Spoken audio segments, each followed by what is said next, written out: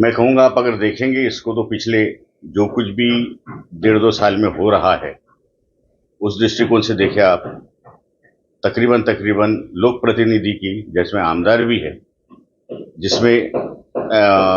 जिला प्रमुख भी है, जिसमें एक तरह से एक आमदार दूसरे को गोली पुलिस स्टेशन में जाके गोली मारता है।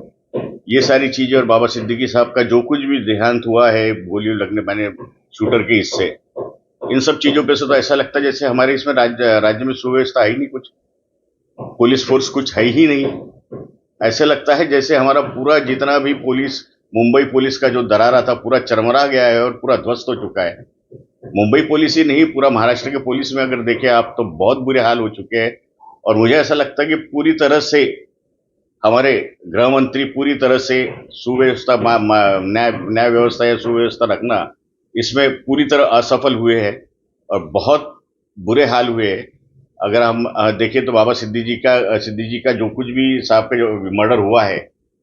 उसमें इंटेलिजेंस नहीं था क्या? इंटेलिजेंस फेल्योर कितना जबरदस्त हुआ है इस चीजों में, अगर अपन सोच भी नहीं सकते। इस तरह की अगर हत्या होती है तो ये बहुत ही शर्मनाक बात है हमारे पुलिस खाते के लिए और हमारे गृह मंत्रालय के लिए, बहुत शर्मनाक बात है। ऑफकोर्स यानी एक तरह से अगर इसकी जिम्मेदारी लेते हुए डेफिनेटली उन्होंने राजीनामा देना चाहिए, ऐसा मुझे लगता है। सर बिल्कुल बेशक उसमें कोई शंका ही नहीं है। बाला साहब के विचार जो उद्धव साहब जी ने सबके सामने प्रस्तुत किए, शुरुआत में उन्होंने हिंदुइज्म पे भी बताया, हिंदुइज्म पे भी बोले हम लोग हिंदुइज्म यानी तुष्टिकरण का हिंदुइज्म हम लोग नहीं करते, हमारा हिंदुइज्म सर्व समावेशक है, इस बारे में भी बात की उन्होंने। और बाकी सब चीज़ों के ऊपर में उन्होंने कहा कि ये जो अपना सरकार है ये पूरा अडानी का स्वान है, पूरा लूटा जा रहा है, महाराष्ट्र को किस तरह से लूटा जा रहा है ये सब हम लोग हमारे आंखों के सामने हो रहा है, ये पपेट बन के काम कर रहे हैं, इसमें कोई शंका ही नहीं है। और एक तरह से यानी इन लोगों के हाथ में कुछ भी नहीं है, दिल्ली से सरकार चल रही है ऐसे लगता है। ने पूरी ऊर्जा लेकर आए हैं और ये इस सरकार को जो संविधान विरोधी है बोलो या एक तरह से जनता विरोधी है, एक तरह से स्त्री विरोधी है, एक तरह से बेरोजगारी जो फैल रही है, बाकी सारे जो समस्याएं हमारे आम जनता के लिए है, आम जनता से की यानी जो रोजमर्रा की प्रॉब्लम्स फेस करते हैं उन सबको निस्तारण करने के लिए इनके तरफ से इनके पास कोई भी किसी भी तरह से यानी उपाय योजना नहीं है या कोई भी यानी इन लोगों ने पॉलिसीज बनाई हुई नहीं है। बस एक इलेक्शन में किसी तरह से इस सरकारी तिजोरी को लुटा कर वोट बैंक करने का इसलिए सारी इन्होंने योजना लाई हुई है और वो बहुत ही हमारे लिए घातक हो रहा है। आप जानते हैं कि हमारे ऊपर कितना कर्जा बढ़ चुका है, हमारे आज यानी सरकारी जो हमारे कर्मचारी है बंधु है उनका तक पेमेंट होने के लिए यानी बहुत तकलीफ वाली बात है। कितना कर्जा ले चुके हैं, बैंक बोलती है कि अभी इसके ज़्यादा कर्जा लेना नहीं, उन लोगों ने कर्जा दे नहीं सकते, अगले 2-3 महीने के बाद में पेमेंट होगा कि नहीं होगा गवर्नमेंट एम्प्लॉइज़ का, बहुत शंका वाली बात है। तो ये सब चीज़ें देखते हुए ऐसा लगता है कि ये टोटली इकोनॉमिकल फ्रंट पर भी बहुत बुरी तरह फेल्यूर हुए। बस एक बड़ी बड़ी योजनाएं घोषित कर देते हैं जिसमें यानी पता नहीं कहाँ से यानी किस तरह से उसको आगे जाके क्या होगा और कहेंगे कि आगे जाके यानी भूखमरी आ गई तो यानी कैसा होगा इस चीज का, मुझे बहुत यानी सोचता भी हूँ तो अंदर से हिल जाता हूँ, ऐसी हालत है। बेशक ये मैं जैसे कह रहा हूँ आपको कि ये सब अडानी के स्वान है या फिर यहाँ पर सरकार जो चलती है वो दिल्ली से चलती है। अपन अभी पिछले 2-3 साल में हम लोगों ने देखे कि यहाँ के जो मेजर प्रोजेक्ट्स थे वो कैसे गुजरात में शिफ्ट करा दिए गए, जबरदस्ती शिफ्ट करा दिए गए और सारी की सारी मुंबई की जमीन किसी एक इंसान को एक प्रोजेक्ट के नाम पे दी जा रही है। ये बहुत ही गलत बात है। धारावी समान अगर हम देखें तो बहुत सारे एरियाज ऐसी है जो धारावी के जैसे ही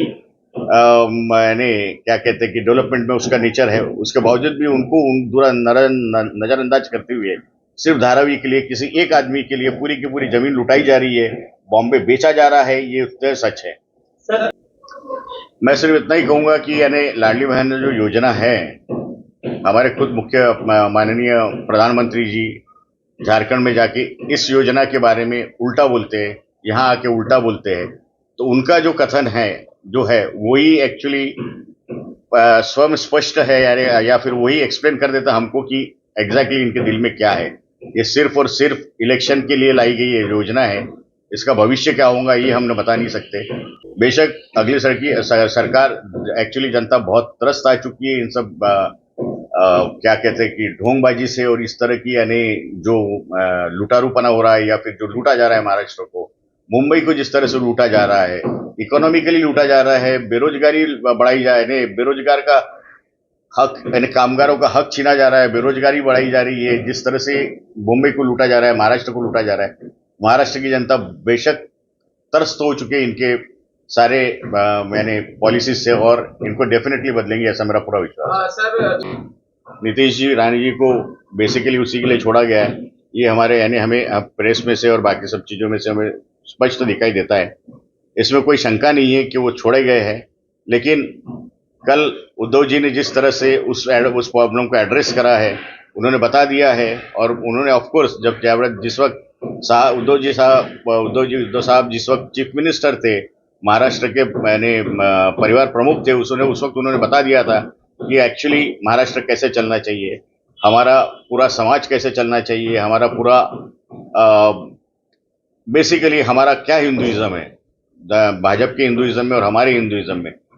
जो भाजपा तुष्टिकरण का हिंदुइज्म करती है, हम वो हिंदुत्व नहीं करते, हमारा हिंदुत्व समावेशक है। ये बात उन्होंने बहुत क्लियर कट बता दी थी, कल भी बताई उन्होंने वही बात, और सबको ये एड्रेस किया है कि इनके बहकावे में नहीं आना। नीतीश जी जो बोलते रहेंगे बोलने दीजिए, और बहुत मैं तो यानी इस महाराष्ट्र की जनता को,